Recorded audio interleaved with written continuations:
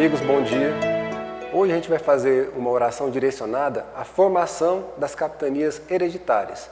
E a gente vai relacionar como que esse processo histórico ocorreu e de maneira que os primeiros atos de corrupção praticados em nosso país ocorreram de forma estruturada. Antes eles também já existiam, mas foi com a formação das capitanias, a organização dos primeiros governos, que isso ocorreu. Sendo assim, a gente identifica também mais uma falha no campo do Brasil, que é essa questão da corrupção, que até hoje está arraigada em nosso país. Então vamos ver de que forma que isso começou. Em 1534, o rei Dom João III ordenou a divisão dos territórios da colônia em grandes porções de terra, 15 capitanias ou donatárias, e as entregou a pessoas que se habilitaram ao empreendimento, chamadas capitães ou donatários. Prosperaram as capitanias de Pernambuco e São Vicente. Isso está lá no livro do Gilberto Coutrin, de História Global. E aí, nomeado pelo rei, o capitão ou donatário era a autoridade máxima dentro da capitania. Com a sua morte, em princípio, a administração passava a seus descendentes. Por esse motivo, as terras eram chamadas de capitanias hereditárias. Então, houve uma deliberação do governo português em dividir o território do Brasil em 15 grandes faixas de terra, que são essas capitanias. Por quê? Porque Portugal não dispunha de estrutura para poder ocupar o território brasileiro. Então, centralizou o poder nessas 15 faixas de terra, nomeando esses capitães, cada um era responsável por uma, como autoridade máxima. E esses capitães tinham, então, algumas regalias, algumas prerrogativas, direitos e deveres. E quem eram nomeados? Membros da pequena nobreza, militares de alta patente. Normalmente eram essas autoridades com esse perfil que eram nomeados pela coroa portuguesa para cuidar das capitanias. E havia alguns documentos básicos para a Constituição. A gente está explicando esses fatos históricos aqui para contextualizar melhor e depois a gente explicar a nossa oração. Esses documentos básicos eram a Carta de Doação, que conferia a posse hereditária das terras, ou seja, passava de pai para filho, por isso que era hereditário. E a Carta Foral, que estabelecia os direitos e deveres dos capitães. Os direitos que eram estabelecidos eram criar vilas, distribuir terras, que eram as sesmarias, a quem quisesse e pudesse cultivá-las. Exercer plena autoridade judicial e administrativa. Então, esse exercício da autoridade que propiciou o início do processo de corrupção. E escravizar indígenas considerados inimigos, arrecadar impostos. E os deveres: assegurar ao rei de Portugal 10% dos lucros sobre todos os produtos da terra, 1/5 dos lucros sobre metais e pedras preciosas que fossem encontrados. Monopólio da exploração do pau-brasil, que era a madeira nobre da época, utilizava muito no comércio exterior.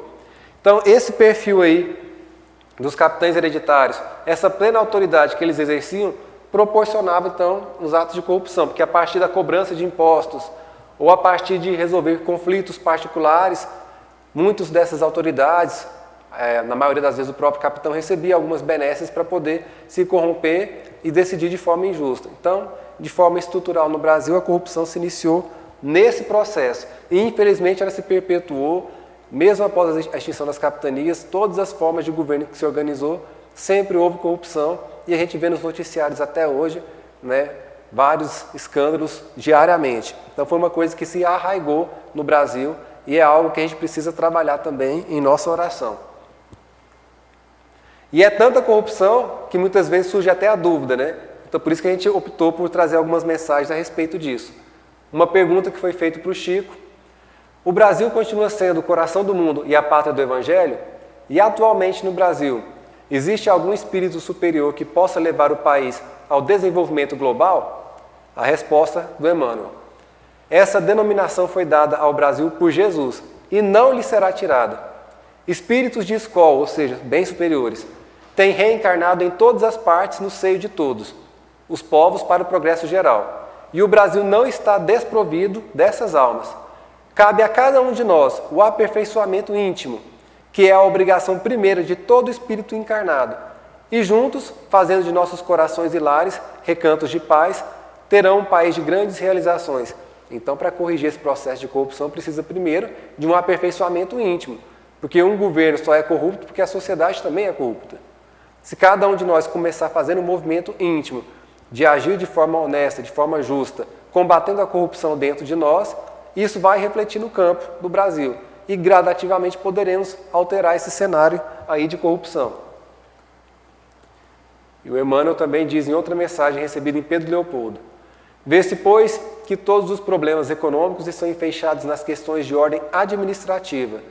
Nestes tempos de confusão, em que a crise se manifesta dentro de todas as modalidades, Deus proteja o Brasil, inspirando aqueles que o governam e concedendo a todos os seus filhos paz e prosperidade.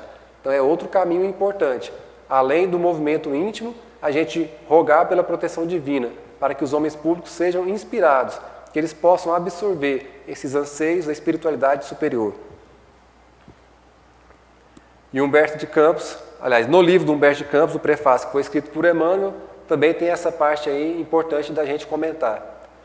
Peçamos a Deus que inspire os homens públicos, atualmente no leme da pátria do Cruzeiro, e que nesta hora amarga em que se verifica a inversão de quase todos os valores morais nos seios das oficinas humanas, saibam eles colocar muito alto a magnitude dos seus princípios e deveres. Então, na mesma linha que ele comentou lá atrás, a necessidade da gente refletir e orar, né, deixando de lado muitas vezes as reações naturais que a gente tem, que é de revolta, com vibrações de ódio, vibrações de indignação.